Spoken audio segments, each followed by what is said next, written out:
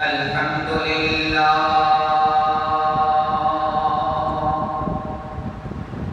الحمد لله رب العالمين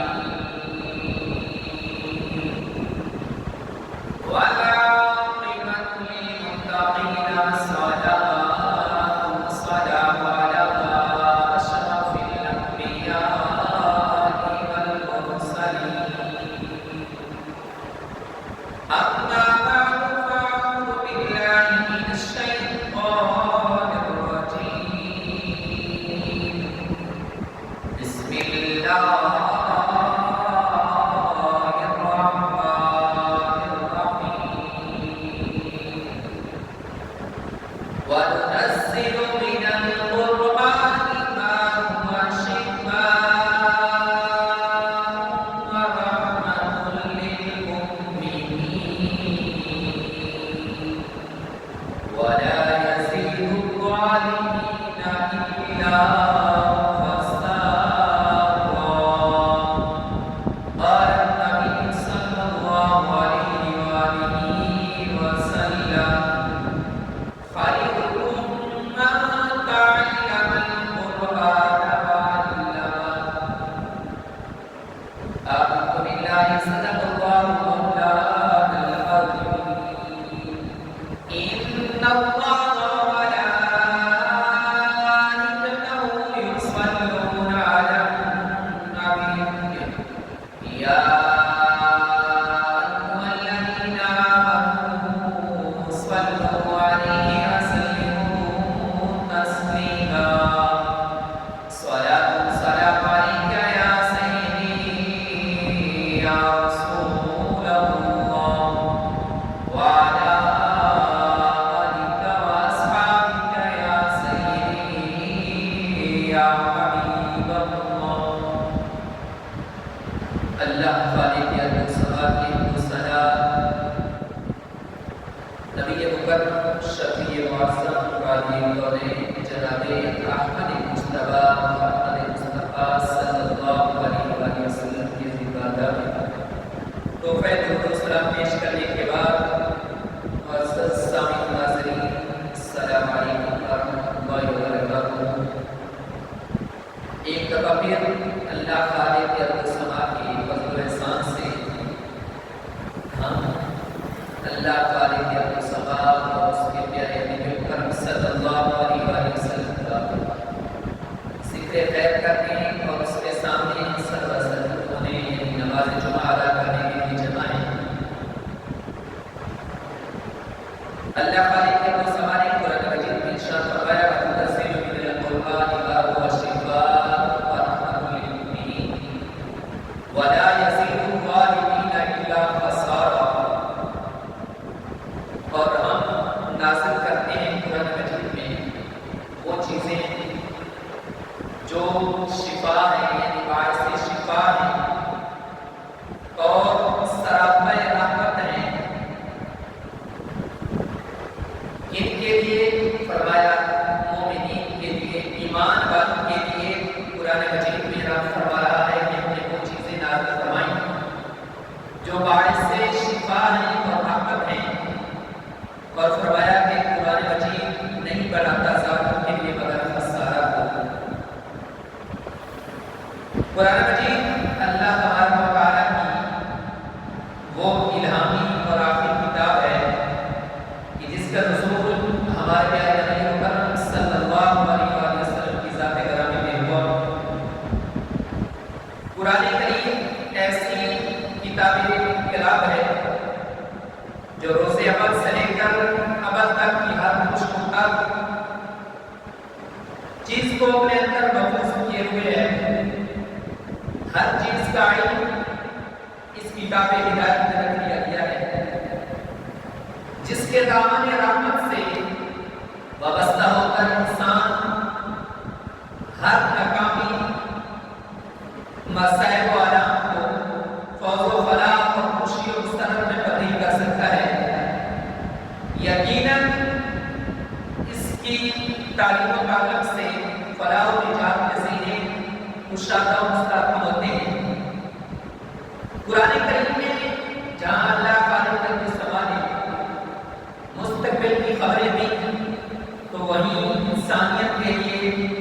سابقہ امتوں کے بھی واقعات بیان فرمائے ہیں تفصیل کے ساتھ، تاکہ پیارے نبی مکرم صلی اللہ علیہ وسلم کی یہ امت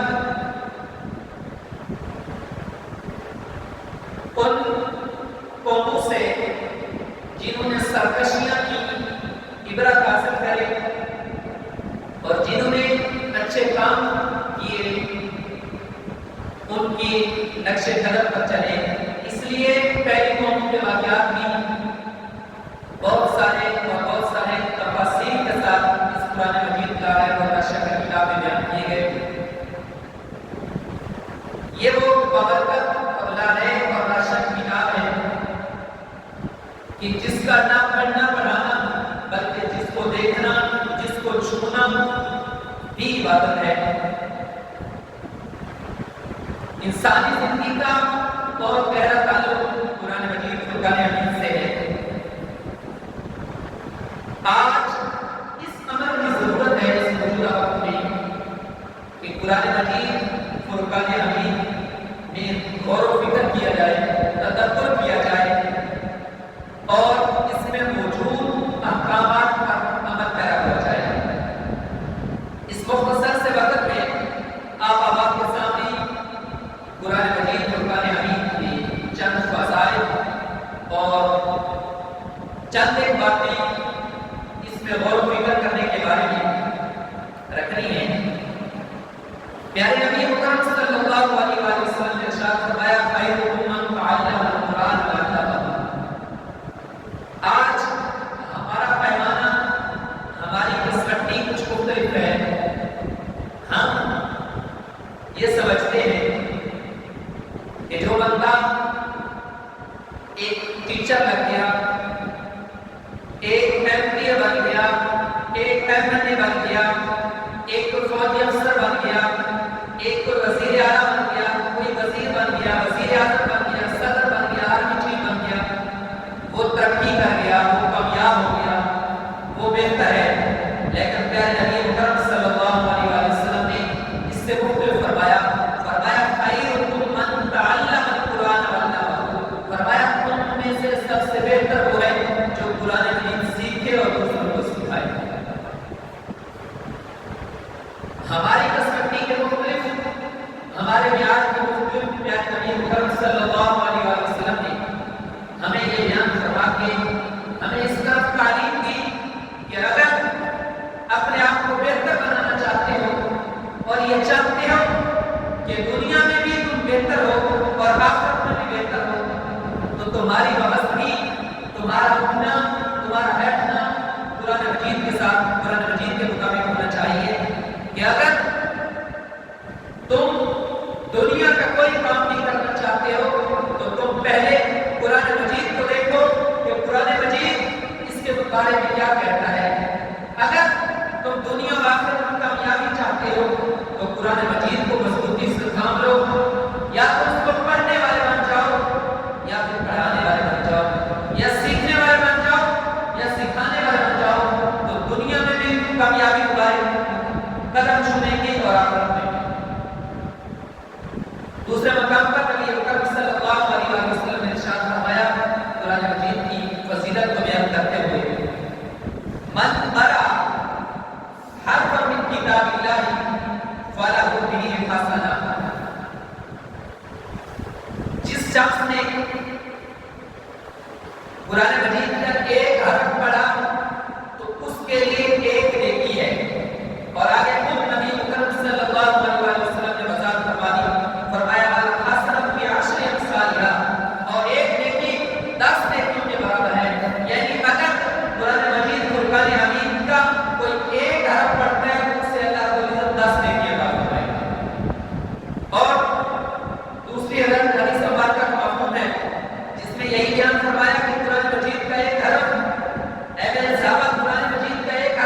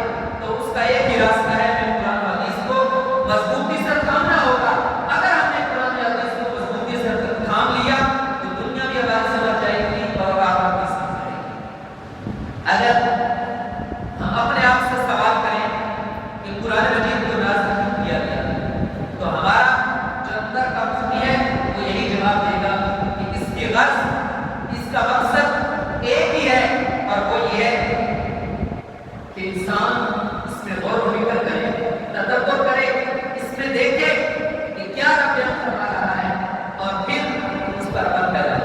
قرآن مجید خود ارشاد فرماتا ہے کہ کتاب انزلنا الیک مبارک لیدبروا آیاتہ ولیتذکر اولو الالباب۔ یہ کتاب یعنی قرآن مجید جو ہم نے اتاری، ہم نے نازل کی آپ کی طرف، نبی مکرم صلی اللہ علیہ وسلم کی طرف، بڑی بابرکت ہے۔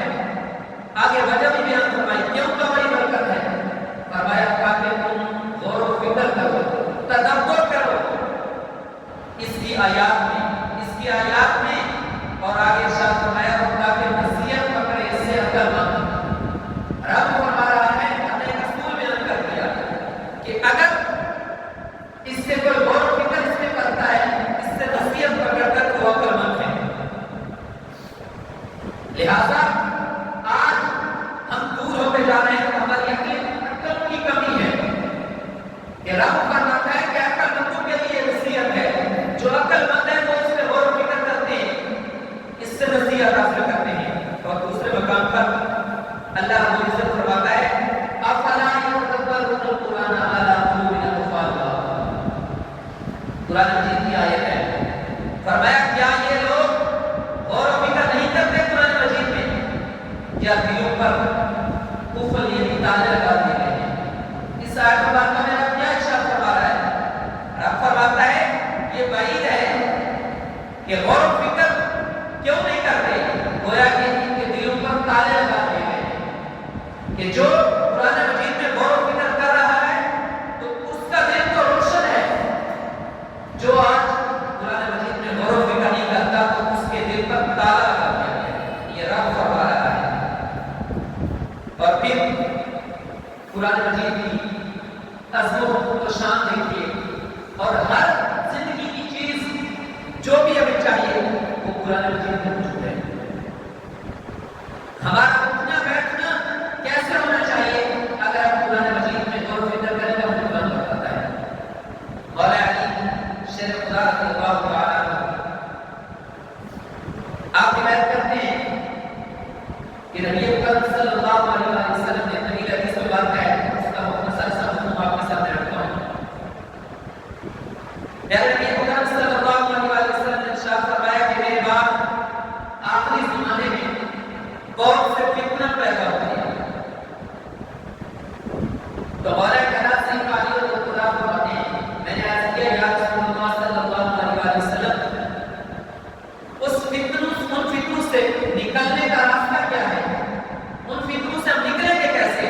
تو نبی اکرم صلی اللہ علیہ وسلم نے ایک لفظ فرمایا کہ ان سے باہر نکلنے کا راستہ اللہ وحدہ لا شریک کی کتاب قرآن مجید ہے، کہ جو اس کو مضبوطی سے پکڑ لے گا تو وہ فتنوں سے محفوظ رہے گا۔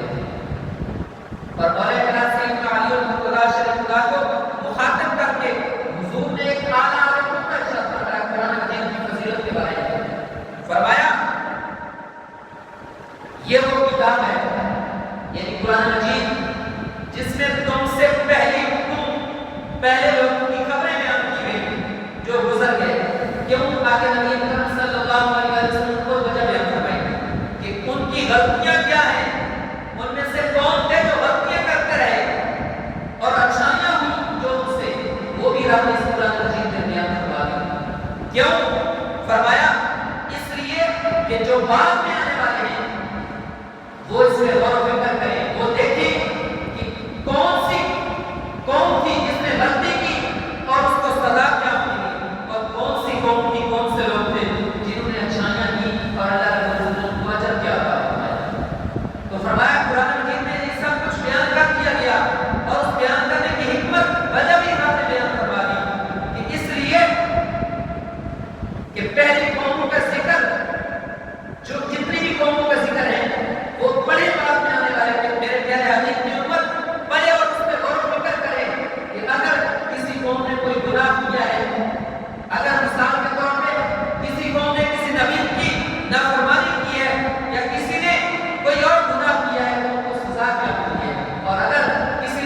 اپنے پیارے حبیب پیارے نبی